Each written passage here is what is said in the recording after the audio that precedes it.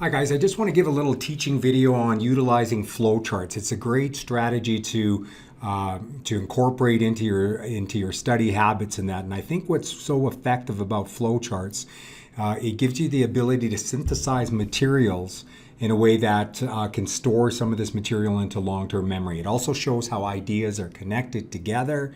And like I say, we often get students that will talk about there's so much information here that they just can't seem to get this information to stick. Flowcharts is something that we utilize with our face-to-face students all the time, and I think it's a very effective strategy. We do have flowcharts for all the units. You'll see that in each one of the units there, there's a flowchart. The idea is to try to get this information into one big sheet of paper. Now, when you do the flowchart, you're not going to rewrite this flowchart from beginning to end. What you're going to do is you're going to chunk these flowcharts up into little sections, and you're going to rewrite that flowchart multiple times. Having a flowchart, the end product of a flowchart by itself, isn't that effective. What you want to do is incorporate what's called paper to pen. So you take a little chunk of that flowchart, rewrite it paper to pen numerous times until it starts getting into long-term memory. So by the end of, let's say, the 5th time of rewriting that section of the flowchart, it starts to stick. You'll start realizing that you don't need to go back to the original flowchart. You're starting to understand and see how these ideas are connected together. So really quickly, I just wanted to do a fast one together. And again, just give this strategy a try, and I think you'll find that just one of the tools in the toolbox for being able to memorize just the enormous amount of information that you're responsible for Bio 30. So really quickly, we talked about the nervous system. Okay, and this nervous system we know is divided into 2 main sections. So this is what you're going to rewrite: the central nervous system, and of course the PNS, the peripheral nervous system. Central nervous system is divided into 2 major groups, and that of course is the spinal cord and the brain. And the peripheral nervous system divides into 2 as well. That divides into the somatic. And we know a little bit about the somatic. The somatic system is voluntary.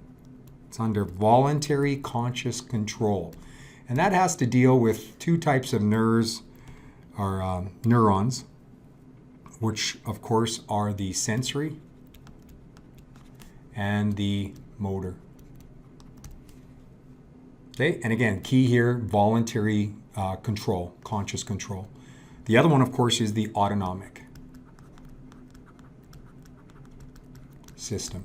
And this one is involuntary control, and it is controlled by the medulla oblongata. Just abbreviate it. And I encourage you to abbreviate this as well, and that allows you to get a lot more repetitions when you're rewriting these sections of the notes. So if this is too much information, you might want to just talk about the nervous system and the CNS, and then just show on your flowchart that it breaks up into the spinal cord, into the brain. Rewrite that a couple of times, but I'm sure that part won't be too bad. Then move on to the PNS. Break that up into the somatic, into the autonomic, somatic being voluntary, part of the sensory nerves and the motor neurons. And then, of course, the autonomic, which is involuntary, under involuntary control, and controlled by the medulla oblongata. This breaks down into, of course, the sympathetic and the parasympathetic. Okay. This, of course, is the fight or flight mechanism or response, and this one is the rest and digest response. So lots of physiology that happens when the sympathetic system is activated. Let's just put a couple of these points down: increase heart rate, increase breathing rate, increase blood pressure. We get our pupils dilate, get bigger, right? That's why we're able to incorporate so much visual stimulus when we're in that stress response. And we do this, of course, another one is to increase the conversion of glycogen to glucose, so higher glucose. That gives us way more energy. That allows us the energy, to meet our energy requirements when we're in fight or flight mode. Okay, the other one, the parasympathetic, does the opposite. This is after we've successfully dealt with our stressful situation, grizzly bear around a corner, we ran, we found some help, or we climbed a tree and got rid of that stress response.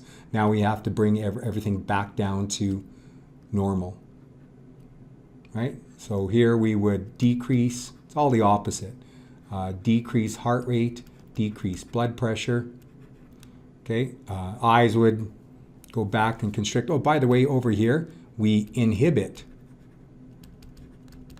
digestion.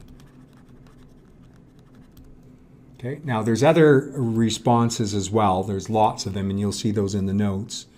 One of them I'm just trying to remember here that's particularly important for one of the exams is we reduce blood flow to the skin. This is why people turn white when they're scared, because at that particular time you're taking blood away from the skin, hence you turn white, and you're diverting that blood that's carrying the extra glucose and the extra oxygen to the muscles and to the brain that require it in times of stress. Okay, but this one is all the opposite. Parasympathetic decreases heart rate, blood pressure. You actually promote digestion. Now you're worried about your digestion. You're going to digest your food, and you return blood to the skin. Now I won't write them all there, but again, this little part of the flowchart really kind of connects ideas. And that's what's nice about these flowcharts. So you may see a question about, let's say, the sympathetic and the parasympathetic. It might ask about how are they different. So if you do this little part of the flowchart and rewrite it numerous times, of course you can see the sympathetic is fight and flight, increases heart rate, blood pressure, glucose, all the rest of it. Parasympathetic is rest and digest, returns everything back to normal. Decreases heart rate, decreases blood pressure, promotes digestion. That's how they are different. How they're similar, if you just retrace the flowchart, you can see that they are both part of the autonomic nervous system, and they're both controlled by the medulla oblongata. So that's how they would be similar. And that's what's nice about flowcharts, is they kind of connect some of these similarities and differences just by the way that they are situated on the flowchart. So good strategies. Try it, see what you think of it. Like I say, we've had lots of success.